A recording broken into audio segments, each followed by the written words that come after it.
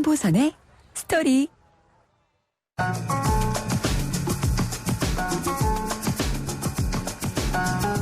안녕하십니까. 주말 아침을 청취자 여러분과 함께하는 YTN 뉴스 FM 황보선의 스토리입니다.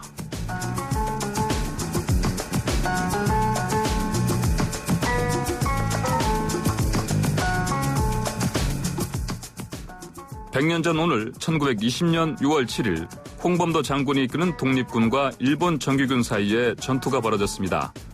장소는 중국 지린성 왕칭현 봉오동 계곡. 3시간가량 이어진 이 전투에서 일본군은 참패했습니다. 3.1운동 이후 만주에서 벌어진 첫 대규모 전투에서 독립군이 대승을 거둔 것이죠.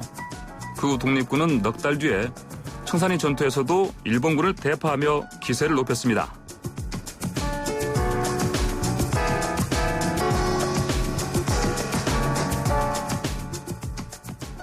수많은 이름 모를 독립운동가들이 승리의 깃발을 올린 오늘, 100년 전 오늘의 기운을 가득 담아서 황보선의 스토리 시작해보겠습니다. 오늘은 이 곡으로 문을 열어보죠. 리사 오노의 보사노바 리듬에 실린 우리 노래 아리랑입니다.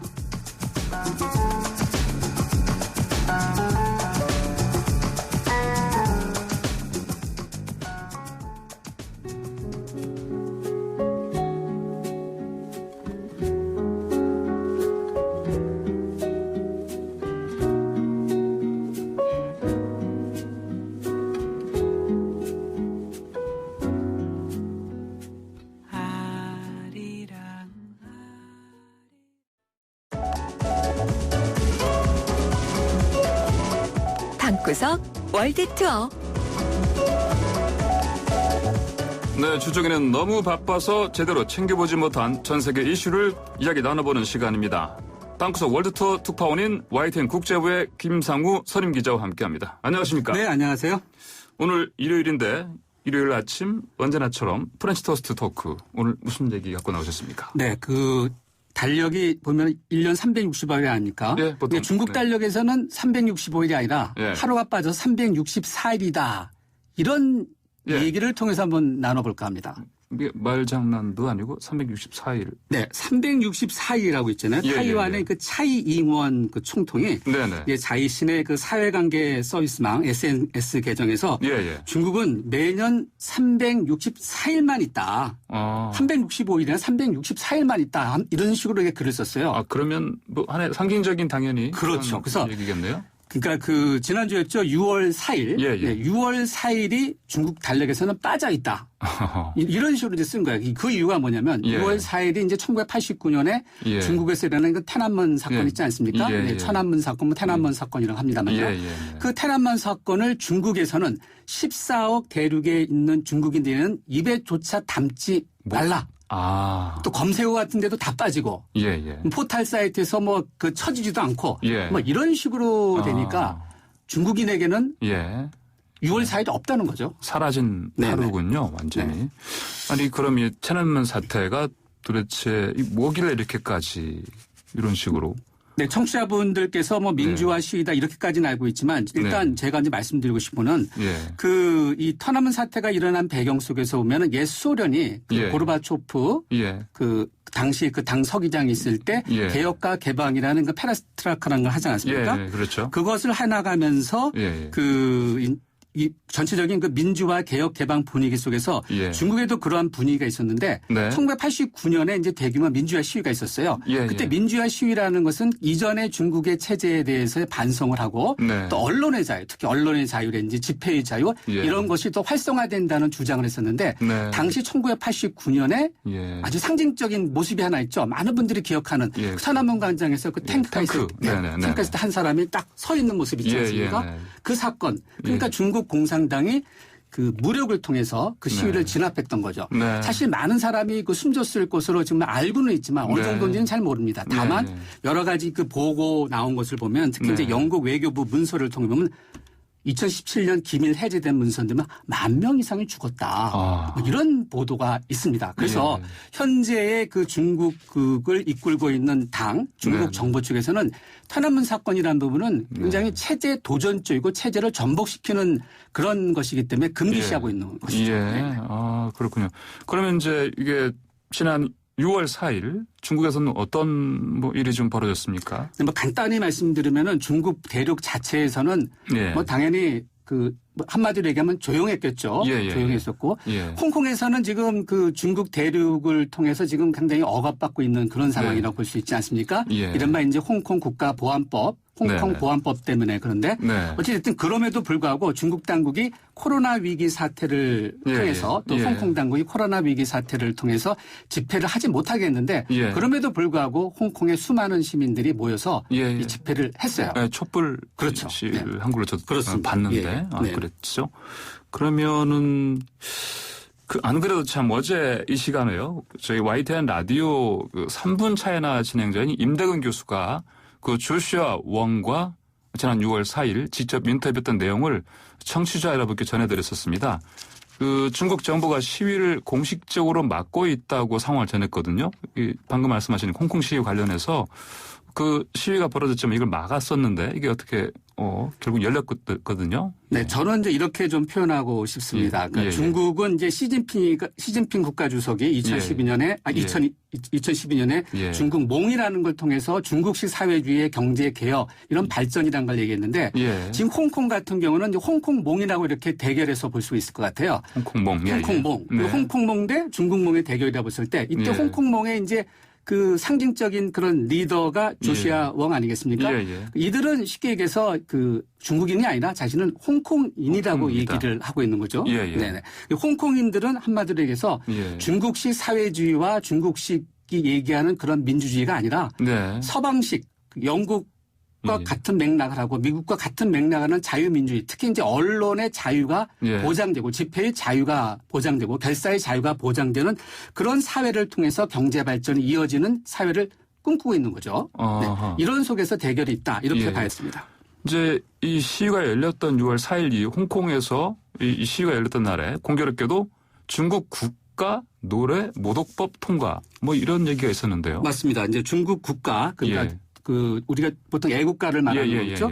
예전에 이런 사건이 하나 있었어요. 그 홍콩과 중국이 이제 그 축구 경기를 하는데 홍콩에 많은 그 이 시민들이 그 이 경기장을 메운 상태에서 중국 국가가 나오니까 다들 일어서고 고개를 돌리고 막 해갖고 중국 이제 그 대륙에 있는 사람이 중국 당국에서 볼 때 이거는 중국 대륙에 대한 모욕이다. 한마디로 이런 것을 처벌하겠다는 것이죠. 그래서 이번에 이제 그 지금 전인대에서 일단 통과된 앞으로 중국이 이제 그 전체적으로 통치하는 홍콩 국가보안법을 시행하게 되면은 뭐 앞으로 한 8월 정도에 시행할 것으로 예상이 되고 있는데 시행하게 되면 이런 것들도 처벌할 수 있게 되는 거고요.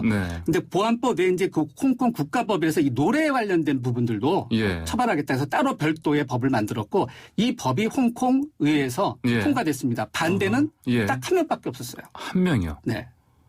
우리가 보통 보면은 뭐 반대가 한 명 이런 부분 사실 우리 그 자유민주주의 사회에서 좀 받아들이기 어려운 부분들이잖아요. 그러니까 이 홍콩 의회 역시 현재 중국 공산당에 의해서 장악돼 있다. 이렇게 보는 것이 무방하지 않을까 이렇게 생각이 듭니다. 그럼 지금 말씀하신 것처럼 홍콩 보안법 이른바 홍콩 보안법을 이제 결국은 결행하겠다. 이게 지금 중국 정부 입장 아니겠습니까? 그렇죠. 그래서 이제 홍콩 시민들은 이제 조시아 웡을 비롯해서 홍콩 시민들은 그 이 시위할 때 보면은 이렇게 캐치프레이죠. 이렇게 들고 있는 것을 보면은 천멸중공. 우리 한자음 그대로면은 하늘이 멸한다. 그러니까 멸하는데 중국과 공산당을 멸한다는 천멸중공이라는 표현을 많이 쓰고 있어요. 중공할 때. 이 뜻이 무슨 얘기냐면은 이 대륙에 있는 이쪽 사람들 입장에서 봤을 때는 상당히 이제 유교적인 부분들이 많잖아요. 그래서 도덕적인 부분인데 하늘이 공산당을 멸망시킬 거다. 그러니까 공산당이라는 자체가 인간의 본성이라든지 또는 민주주의라든지 자유라든지 이런 부분에 어긋나기 때문에 결국 그 중국식 대륙 그 시진핑 국가주석이 이끄는 그런 당의 정책 이런 부분들이 어떻게 가더라도 결국은 하늘이 받아들이기 어려울 것이다. 라는 뜻에서 이 하늘이라는 뜻 이런 뜻을 단어를 많이 쓰고 있습니다. 아니 그러면 사실 이 홍콩 상황을 사실 그간 그 언론에서 많이 보도됐지만 미국에서 지켜보고 있지 않습니까? 지금 그래서 이런 이제 보안법을 만약 실행하겠다 이런 상황이면 미국에서 어떤 식으로 지금 대응할 것인지 이것도 좀 우리가 관심을 갖고 봐야 될 부분인데요. 어떻게 보십니까? 키워드로 좀 말씀드리면요. 예. 미국과 영국이 같은 맥락을 하고 있는 게 일단 이민. 예. 미국과 영국으로 이민 같은 걸 허용하겠다. 미국, 영국, 호주, 이런 캐나다 이런 쪽으로 허용하겠다는 것을 펴고 있고요. 특히 이제 영국 같은 경우는 과거에 이제 영국 그 해외 시민권 BNO라고 하는데 브리티시 내셔널 오버시라고 하는데 이 여권을 한 홍콩에 있는 300만 그 정도에게 줘서 해외 이주를 하겠다고 미국도 그런데 오픈된 마인드를 갖고 있고 또 그 캐나다든지 호주 같은 데도 좀 받아들이라 이런 얘기를 하고 있고요. 특히 이제 이것 외에도 기업에 대한 규제도 있지만은 제가 하나 더 강조해서 말씀드리고 싶은 것은 미국이 현재 그 중국 언론들에 대해서 미국을 포함해서 서방 세계가 당한 만큼 중국도 이런 언론들이 그 서방 세계에서 많은 정보를 가져가서 중국 당국에 이렇게 이롭게 하는 그런 스파이 역할을 하기 때문에 이런 것을 규제할 수밖에 없다 해갖고 그 미국에 들어오는 그런 중국의 그 인민일보라든지 CCTV 그런 특파원들에 대해서 심사를 강화하는 그런 패턴을 하고 있습니다. 하나만 더 말씀드릴게요. 그럼 거꾸로 얘기하면 베이징이라든지 중국에서 그 특파원들은 어떻게 하고 있냐면 이 특파원 심사 같은 것이 매년마다 그 갱신을 하면서 굉장히 까다로운 거예요. 그래서 중국에서 그 일하는 특파원들 같은 경우에는 늘 이런 것을 신경 쓰는 거죠. 내가 혹시라도 추방당하지 않을까. 그러다 보면은 보도가 어떻게 됐습니까? 스스로 자기 검열 속에서 규제될 수밖에 없겠죠. 그렇군요. 프렌치 토스트 토크 했는데 상당히 무거운 이렇게 비유가 가능할지 모르는데 티본 스테이크처럼 묵직한 토크였습니다. 자, 주제를 좀 바꿔보겠습니다. 자, 본격적으로 방구석 월터 가보겠는데요. 좋지 않은 지구촌 뉴스가 중심됐었는데 현재 미국의 인종시위 사태, 세계 최강국 미국에서 저렇게 해결을 하지 못하고 오랫동안 진행되고 있습니다. 이게 이해 가지 않는다는 분들이 많습니다. 어떻게 보십니까? 저는 현재 그 미국의 그 인종차별 시위가 장기화되는 면에 대해서는 한 4가지 포인트에서 말씀드리고 싶어요. 고질적인 그런 인종차별 한 155년 정도 된 거 아니겠습니까? 두 번째는 그 진행되고 있는 코로나19 사태. 코로나19 사태로 일어난 노동 문제라든지 실업 문제, 경제 위기 문제. 그다음에 4번째는 뭐냐면 오는 11일에 대선이 있잖아요. 이 4가지가 얽혀 있는 아주 복잡한 문제입니다. 그래서 이 사태가 어떻게 해결될 것인가라는 부분에서 미국 자체 내에서 여러 가지 얘기가 많이 나오고 있어요. 예를 들면은 가장 그 비견할 만한 것이 1968년에 이제 그 킹 목사가 이제 살해당하지 않았습니까? 그래서 1968년하고 2020년을 비교하기도 하고 또는 이제 가깝게는 그 1992년에 LA에 있었던 그 흑인 구타 사건 있지 않습니까? 이 3가지를 비교하는데 그때랑 굉장히 다르다. 그래서 어떻게 다르냐라는 것이 이제 포인트가 되겠죠. 그 다르다는 포인트에서는 이제 그 예를 들면 지금은 좀 더 조직적이고 지금 많은 언론에서는 굉장히 그 폭도 유혈 물론 그런 것들도 있어요. 약탈도 있긴 있지만은 그 전에 비해서 양상이 굉장히 다르다고 보고 있어요. 보다도 그 전에 비해서는 조금 더 평화적이라는 시각이 조금 더 분석이 많고요. 그 전에 비해서요. 그 두 번째는 뭐냐면은 이전에 비해서 시위 참가자들에 보면은 백인들이 상당히 있다는 거예요. 그러니까 앞서 말씀드린 대로 경제 문제라든지 코로나 문제라든지 트럼프 대통령이 펴는 그런 정책적인 그런 흐름 또는 발언 이런 것들이 분열적이고 분리적인 측면이기 때문에 백인들 참가가 많고 또 하나는 뭐냐면은 그 상당히 조직적이고 미 전역에 광범위하다는 거예요. 이건 뭐냐면은 SNS라든지 이런 걸 통해서 상당히 그 쉽게 조직이 이루어지고 집결도 쉽다는 그런 부분들에서 이전과는 굉장히 다른 양상으로 전개되고 있다라고 이렇게 말씀드릴 수 있을 것 같고요. 또 하나 더 말씀드리고 싶은 것은 제가 이제 최근에 그 신문이나 이런 데 보니까 아주 상징적인 그림이 하나 있어요. 그 맨해튼이라든지 이런 데 보면은 그런 고급 명품과 같은 데 가게가 이제 부서지지 않았습니까? 거기에 이런 나무 판자떼기를 붙이고 또 경비를 쓰고 또 이제 그 아주 개 있죠. 아주 무서운 개. 무서운 개하고 경비를 쓰는데 이 경비를 서는 사람은 누구죠? 흑인이에요. 예. 그러니까 참 아이러니컬하지 않습니까? 이 가게를 소유하고 있는 사람은 아마도 네. 가진 돈도 많고 네. 백인일 가능성이 높은데 예. 현장을 지키는 건 흑인이잖아요. 그래서 이런 연장선상에서 보면은 이런 불평등이 네. 미국 사회에서 아직도 해결되지 않고 이거 고질적인 문제이지 않은가. 네, 네, 네. 이것을 어떻게 풀어낼 것인가가 굉장히 중요하지 않겠습니까? 네, 네. 그래서 이런 문제에 대해서 현재 미국 언론들이 많은 이제 그 여러 가지 얘기를 하고 있는데 그 중에 하나의 이제 인사이트가 뭐냐면은 네. 1968년도에 예. 1968년도에 그 사건이 났을 때 네. 새로운 리더십에 대해서 그 미국 사회가 굉장히 요구를 많이 했다는 겁니다. 네. 근데 물론 그 당시에는 뭐 닉슨 대통령이 나왔겠지만은 예, 예. 이번에도 마찬가지로 이 그 미국 사회를 그 인종 그 갈등이 많은 그런 그 네.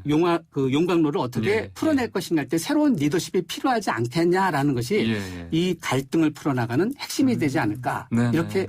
보여집니다. 네. 예, 사실 이 트럼프 대통령이 그동안 뭐 트위터라든지 페이스북 같은 곳 사실은 인종차별적인 발언을 했었고. 그렇죠. 예, 예. 또 게다가 최근에 보면은 또 사실 군대를 동원해서 이 시위를 그렇죠. 진압하려는 네. 그런 네, 모습을 보여줬는데 이에 네. 대해서 이제 초대 국방장관이었던 매티스 전 장관조차도 그렇죠. 네네. 트럼프 대통령을 맞습니다. 작심 비판했습니다. 어떻게 네네. 보십니까?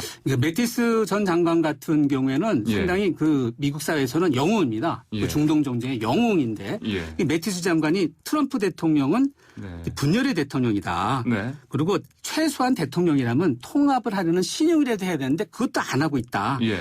저희가 보니까 뭐 성숙한 리더십이 없는 그런 3년의 결과가 바로 이 사태다. 이렇게 아주 네네. 직격탄을 날렸어요. 아, 그러니까 예. 매티스 장관만이 아니라 예. 현 장관이 에스퍼 장관도 약간 좀 분열이 네. 있는 상황이고 네, 네, 네. 또 그뿐만이 아니라 이제 그 초대 그 비서실장이죠. 그 예. 켈리 네, 네. 비서실장도 트럼프가 문제가 있다. 네. 그러니까 좀 보면은 그 트럼프를 지탱했던 초기의 멤버들이 지금 다 트럼프 대통령을 공격하고 있는 상황입니다. 예. 네네. 네네. 아, 그렇군요.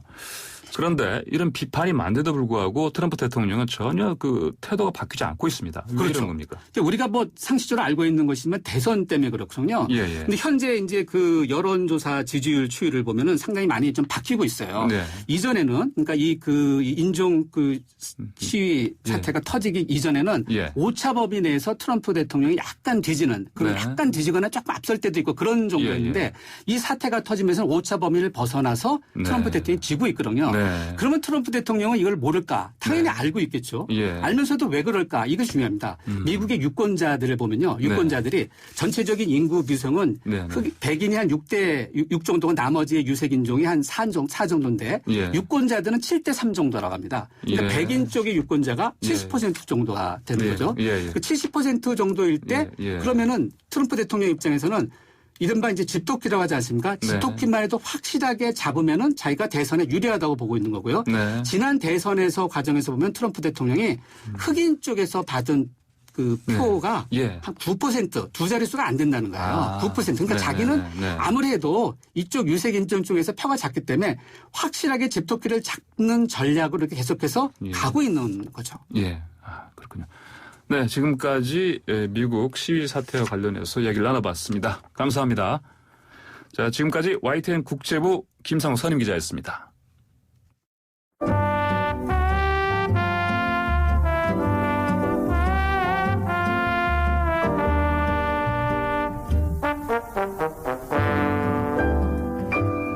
안녕하세요. 월드뮤직과 함께 뉴스 한 꼭지를 들려드리는 송태엽의 월드뮤직 살롱입니다. 월드뮤직 살롱은 원래 미국 대중음악을 뺀 세계 음악을 소개하는 코너인데요. 오늘은 미국 음악을 하나 들려드려야 하겠습니다. 빌리 할리데이가 부른 스트레인지 프루트인데요. 가사가 좀 끔찍합니다. 남부 농장의 나무에 이상한 열매가 걸려있는데 그게 목 졸려 매달린 흑인의 시신이라는 인종주의를 비판한 곡입니다.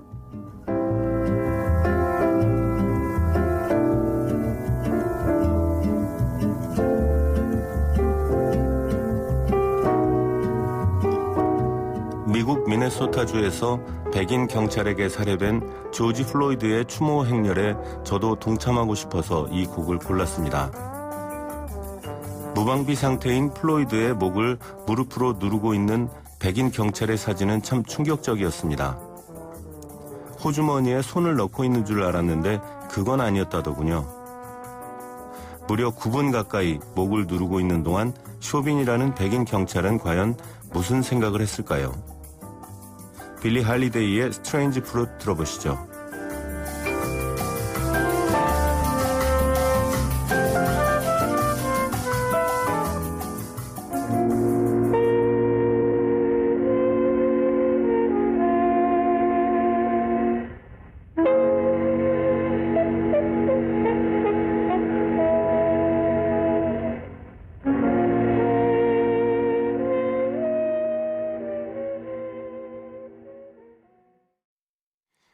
사실 일부 흑인들이 주변 상점을 약탈하는 장면도 제게는 충격이었습니다.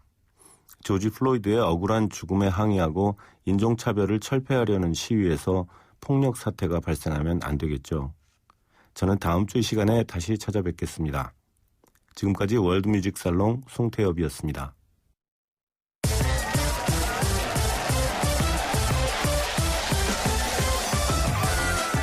스토리텔링, 스포츠텔링.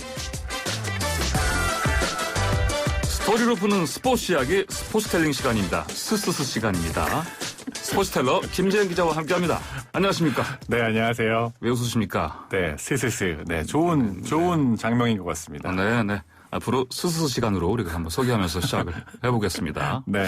자, 오늘은 어떤 스포츠텔링 준비하셨습니까? 네, 주제어부터 좀 먼저 소개를 해드리면요. 오늘의 주제어는 월드클래스 해병 손흥민 이렇게 제가 좀 뽑아봤는데요. 이 코로나19로 중단됐던 프리미어리그가 이제 17일 날 재개를 하거든요. 네. 3월에 중단됐으니까 한 3개월 만에 이제 재개가 되는 건데 네. 당연히 뭐 손흥민 선수의 출전이 기대가 되고 있죠. 근데 사실 코로나 기간 여러 가지로 힘들었지만 손흥민 선수에겐 이 기간이 좀 기회가 됐다고 좀 볼 수도 있었거든요.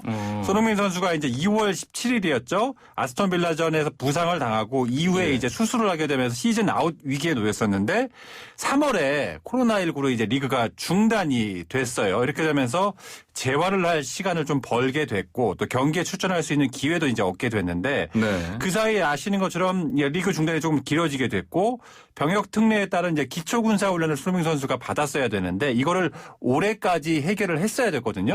근데 어떻게 보면 코로나 기간 때문에 이 기초군사훈련을 받을 수 있는 시간이 마련이 됐고 그에 따라서 경기에 출전할 수 있는 기회도 지금 확보가 됐기 때문에 뭐 여러 가지 면에서는 코로나19가 손흥민 선수에게는 기회가 됐다라고 좀 말씀을 드릴 수 있을 것 같고요. 손흥민 개인은 물론이고 토트넘 구단 입장에서도 손흥민 선수가 없는 토트넘은 굉장히 조금 위험할 수 있는 상황이었거든요. 그런 면에서는 코로나 때문에 경기가 지연이 됐고 그리고 그 사이에 손흥민 선수가 기초군사훈련까지 마치고 돌아왔기 때문에 굉장한 기회가 됐다라고 좀 평가할 수 있을 것 같고요.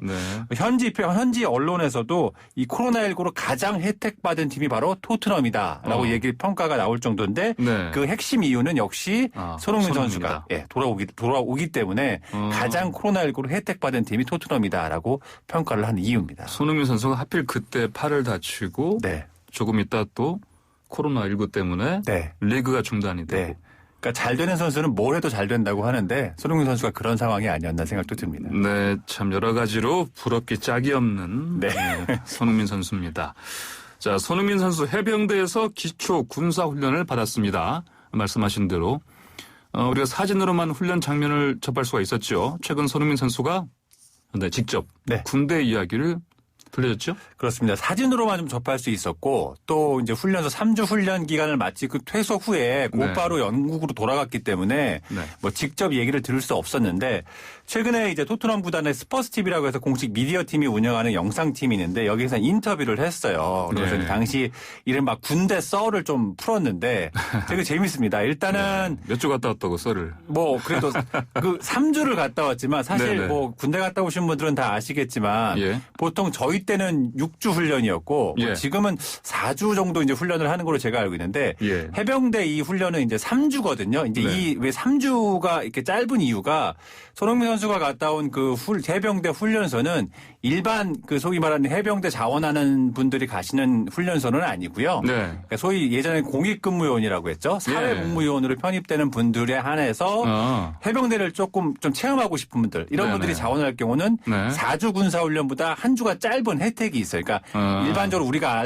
아는 상식선에서는 해병대가 조금 더 힘들 생각을 하잖아요. 그렇게 생각하죠. 그런 만큼 네. 일주일 정도를 짧게 하는 대신 뭐 이제 어떤 좀 혜택을 주는 그런 의미가 있어서 이제 3주를 했던 건데 3주. 네. 그 3주도 뭐 말씀하셨던 것처럼 우리는 뭐 3주 짧은 거 아니야? 라고 얘기할 수 있는데 손흥민 선수가 이 인터뷰에서 많은 분들은 이 3주가 짧다고 생각하시겠지만 저한테는 본인에게는 정말 길게 느껴진 그런 시간이었다라고 얘기를 했어요. 사실 군대 갔다 오신 분들은 다 공감하실 거예요. 군대에서의 시간은 정말 더디게 가지 않습니까? 특히 제 경험으로 봐도 훈련소 저 6주를 했었는데 6주가 한 6년으로 느껴졌던 그런 기억이 좀 납니다. 그리고 다른 좀 썰도 많이 풀었는데요. 재밌는 것들이 처음에 가자마자 처음에는 내무반에 10명이 있었는데 동기들이 첫 한 이틀 정도는 말도 못 붙였다고 해요. 근데 그 이후 이제 말을 붙이고 농담도 하고 그러면서 많이 친해졌다고 하고요. 뭐 이런 얘기들 좀 많이 했고 그러면서 많은 걸 느꼈고 또 굉장히 좀 뜻깊은 시간이었고 즐기려고 많이 노력을 했다라고 이제 얘기를 했는데 보통 남자들이 하는 얘기들 중에 여자분들이 싫어하는 3가지가 있죠. 뭔지 아시죠? 뭐 첫 번째가 군대죠. 그렇죠. 군대 얘기, 축구 얘기, 그리고 군대에서 축구한 얘기 가장 싫어하는데 손흥민 선수의 군대 얘기는 다들 좋아하시는 것 같습니다. 이야, 이게 너무 불공평한 거 아닙니까? 그러게 말입니다. 네, 저도 축구 얘기, 군대에서 한 얘기 꺼내지도 못합니다. 그래서. 네, 맞습니다. 자, 이 손흥민 선수 훈련소에서 그러면 정말 군대 축구를 했어요?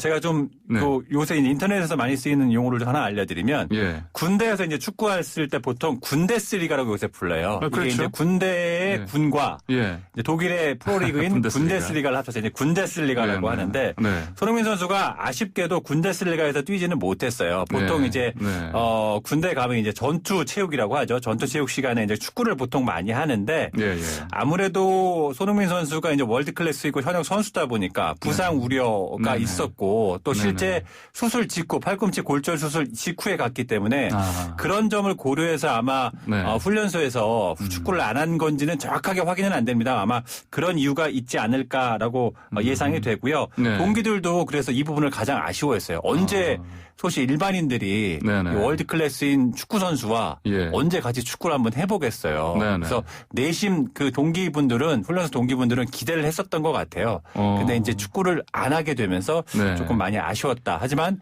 같이 있는 것만으로도 너무 좋았다라고 이런 얘기들을 많이 했습니다. 이게 사실 군대에서 축구하면 부상 위험이 매우 큽니다. 그렇죠. 그래서 전투 체육이라고 부르지 않겠습니까? 그렇죠. 체육을 전투처럼 하니까. 그렇죠. 저도 예전에 저는 논산 훈련소에 들어가서 이제 처음에 훈련 받았었는데 그때 저희도 물론 전투 축구를 했는데 여지없이 뭐 발목이 뭐 염좌 심지어 부러지고 그런 사람들이 굉장히 많았거든요.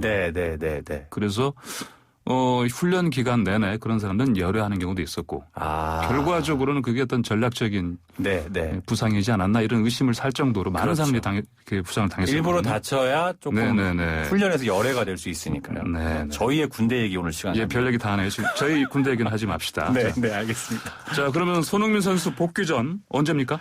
아직 확정은 되지 않았는데요. 오는 20일 이제 메뉴전이 유력히 지금 점쳐지고 있고요. 아직 손흥민 선수가 웬만한 팀 상대로는 다 득점을 했거든요. 근데 지금 프리미어리그 데뷔 이후에 맨체스터 유나이티드를 상대로는 득점이 없기 때문에 더 기대가 되는 경기라고 할 수 있고요. 토트넘이 현재 리그 8위예요. 근데 이제 챔피언스 리그에 나가기 위해서는 4위 이내에 진입을 해야 챔피언스 리그를 나갈 수 있기 때문에 토트넘 입장에서도 굉장히 승리가 지금 절실한 상황이고요. 4위 첼시와 현재 승점 차가 7점에 불과하기 때문에 이번 경기를 시작으로 해서 남은 경기가 9경기인데 이 경기에서 어떤 결과를 가져오느냐 굉장히 중요하고 손흥민 선수의 어깨가 더 무거울 수밖에 없는 그런 상황이고요. 손흥민 선수 개인에게도 굉장히 중요한 지금 경기들인데요.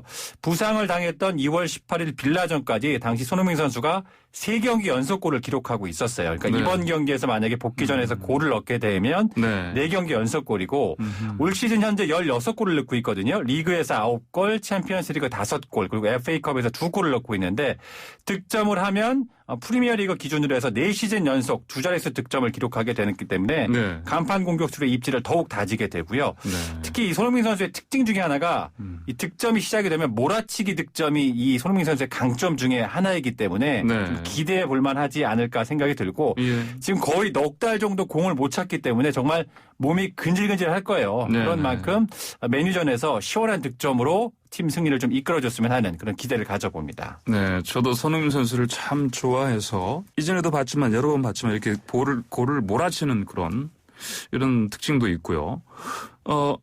여러 가지 봤을 때 실력을 봤을 때 네. 특히 실력을 봤을 때 진정한 월드 클래스 반열에 올랐다 이렇게 봐도 되는 거 아니겠습니까? 네, 뭐 이제는 예전에는 사실 뭐 팔은 안으로 굽는다고 해서 우리 소위 요새는 이제 국뽕이라고 하죠. 예. 그래서 이제 그런 것들 때문에 손흥민 선수가 월드 클래스 올랐다고 뭐 얘기하는 경우도 있었지만 네. 지금의 손흥민 선수는 실력으로 따졌을 때도 충분히 월드 클래스 반열에 올라섰다라고 해도 무방한데요. 네. 이 선수 가치를 평가하는 트랜스퍼 마르크트라는 영국 사이트가 있는데요. 여기서 지금 손흥민 선수의 가치가 예. 전 세계 축구 선수 가운데 41위입니다. 41위면 41위. 낮은 거 아니야라고 네네. 생각하실 수 있겠지만 네네. 참고로 말씀드리면 축구의 예. 신으로 불리는 예. 선수죠. 호날두 선수가 46위예요. 손흥민 선수보다 5계단에 지금 아래 있는 그런 상황입니다. 물론 손흥민 선수는 27살, 그러니까 네. 보통 축구 선수 축구 선수 나이에서 전성기라고 하는 나이가 예. 20대 중후반이거든요. 그러니까 예. 26에서 한 30 정도 사이가 전성기라고 하고 호날두는 이미 30대 중반이기 때문에 네. 두 선수를 단순 비교 평가하는 건 좀 무리가 있을 수도 있겠습니다만 어쨌든 호날두보다 손흥민 선수가 현재 지금 평가 순위에서 더 높은 이 부분 예. 그리고 현재의 가치가 한 870억 원 정도 추산이 되고 있어요. 근데 이것도 예. 코로나19 때문에 조금 하락한 결과입니다. 그러니까 사실상 거의 1,000억 원 안팎의 지금 가치가 매겨지고 있는 선수이기 때문에 네. 그야말로 뭐 월드 클래스라고 할 수 있을 것 같고요. 역시 뭐 손흥민 선수의 강점은 많이들 아실 텐데요. 골 결정력, 스피드, 그리고 이제 양발을 자유자재로 사용할 수 있는 능력 이 네. 세 가지를 꼽을 수 있는데 네. 어떻게 보면 수비수 입장에서는 가장 싫어하는 유형이죠. 예. 그 발도 굉장히 빠른데 오른쪽 왼쪽 어디로 어느 방향에서 슈팅을 할지 모르는 예측 네네네. 불가능한 선수이기 때문에 네네. 수비수 입장에서는 굉장히 난해한 그런 선수라고 평가할 수 있습니다. 그러니까 사실 보면은 심지어 아까 말씀하신 호날두도 사실은 네. 볼을 찰 때 보면은 네. 이게 그냥 오른발 호날두는 주로 오른발을 많이 차고요. 쓰잖아요. 메시는 왼발만 네. 차고요. 그렇죠. 네. 네. 그러니까 그런 거 봤을 때 제가 보기에도 손흥민 선수 양발을 쓰는 능력은 정말 놀랍습니다. 네, 맞습니다. 그러면 이런 손흥민 선수의 이런 능력 이게 타고난 재능인가 아니면 이게 노력의 결과인가 어떻게 볼 수 있을까요? 일단은 뭐 둘 다라고 할 수 있는데 제 개인적으로는 좀 노력파에 조금 더 가깝지 않았나라는 좀 생각을 해보는데요. 네. 일단 타고난 것부터 조금 말씀을 드리면 아버지께서 이제 축구 선수셨기 때문에 네네. 갖고 있는 DNA 자체는 굉장히 축구 선수의 DNA는 갖고 있다라고 할 수 있을 것 같고요. 네. 어릴 때부터 근데 이제 아버지가 굉장히 혹독한 훈련을 시켰어요. 보통의 예. 이제 축구 선수들은 이제 초등학교 때부터 시작을 해서 학원 스포츠를 거치게 되는데 네. 학원 스포츠의 이제 맹점이 뭐냐면 국내 같은 경우는 이제 팀 성적이 대학교 입시와 연결되다 보니까 승리 지상주의예요. 그러니까 쉽게 말씀드리면 네. 개인 드리블이나 개인기를 발휘하면 네. 혼나요 감독님한테. 네. 네, 왜냐하면 이겨야 되는데 예, 예. 자칫 개인기 부리다 질 수도 있기 때문에 지게 되면 입시야 예, 대학을 예. 못 갈 수 있기 때문에 네네. 그렇기 때문에 이제 혼나는 구조인데 손흥민 선수는 학원 스포츠와는 좀 별개로 아버지의 개인 훈련을 통해 계속 성장을 해오면서 기본기를 굉장히 탄탄히 익혔는데요. 네. 일례로 리프팅이라고 해서 네. 발에서 공을 통통 튀기면서 하는 네. 이제 기술이 있는데 예. 이 리프팅으로 운동장을 몇 바퀴씩 돌았다고 해요. 이게 가장 이거부터 예. 하고 예. 운동을 시작했다고 하고 어허. 특히 이제 이 슈팅 훈련은 굉장히 유명한 일화인데요. 네. 하루에 1,000개씩 슈팅 훈련을 했거든요. 하루에 근데 1000개. 왼발로 500개, 예. 오른발로 500개.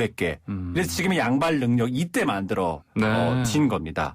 그리고 그때 훈련이 지금의 이제 강점으로 발전됐다라고 할 수 있고 네. 또 한 가지가 이제 성공하는 사람들의 특징 중 하나인 바로 이제 행운도 굉장히 좀 따랐다고 할 수 있는데요. 네. 그것도 유명한 일화인데 손흥민 선수가 독일 이제 함부르크로 이제 그 유학을 가게 되는데 이 유학을 네. 갔던 결정적인 계기가 바로 대한축구협회가 지원을 했던 유망주 지원 프로그램이었거든요. 네네. 쉽게 말씀드리면 10대 선수를 발굴해서 해외 유학을 보내는 그런 시스템이었는데 네. 당시에 독일 분데스리가 클럽으로 보냈었거든요. 근데 여기 이제 네네. 남태희, 지동원 이런 선수가 이제 바로 윗기수였는데 재밌는 점은요. 예.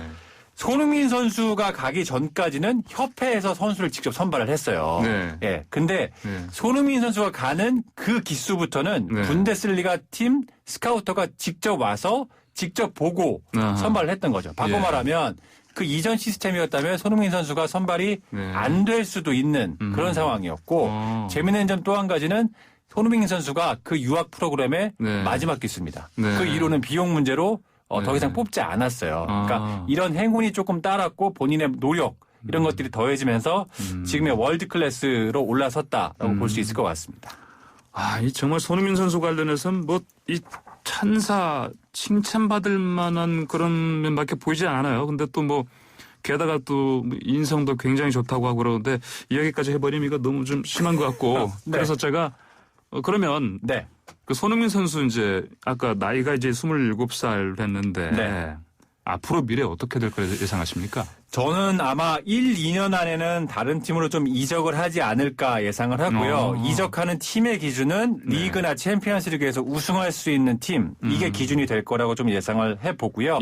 지난 시즌 챔피언스 리그 우승 기회가 있었지만 아쉽게 좀 놓치지 않았습니까? 그런 만큼 선수라면 누구나 원하는 우승을 할 수 있는 팀으로 좀 이적을 하지 않을까 생각이 들고요. 지금 상황에서는 말씀드린 것처럼 월드 클래스로 이미 평가를 받고 있기 때문에 어느 팀이든 B클럽이라면 손흥민 선수를 모두 다 원할 거라고 생각이 들고요. 현재 좀 꾸준하게 얘기가 되고 있는 팀은 프리미어리그 리버풀이죠.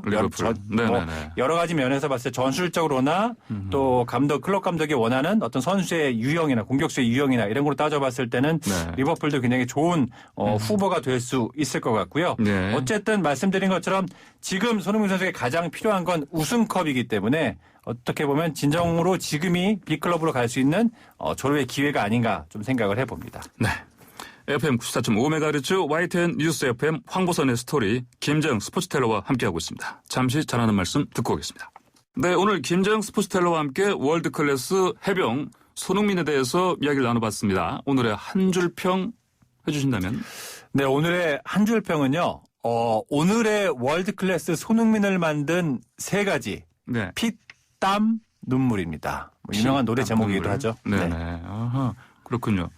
예전에도 기사에서 이렇게 쓰신 적이 있다는 얘기인가요? 그렇습니다. 손흥민이 어떻게 보면 이 의미가 이게 아시던 것처럼 BTS의 노래 제목이죠. 그러니까 피와 땀나는 피땀나는 정말 노력과 그리고 본인의 어떤 강한 승부욕으로 어떤 아픔의 순간도 굉장히 많았거든요. 그런 눈물을 딛고 오늘의 월드클래스 손흥민이 됐다. 그런 의미로 말씀을 드린 겁니다. 오늘도 함께 들어볼 음악 들고 오셨다고 하던데 혹시 BTS? 그러고 싶은데 이미 좀 노래가 많이 나가서요. 오늘은 좀 다른 곡을 좀 선택을 해봤는데요.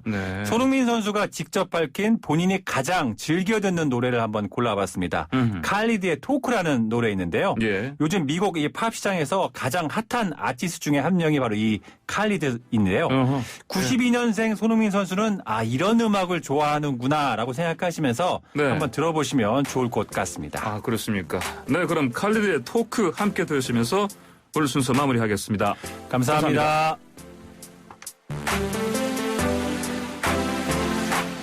Can we just talk? Can we just talk?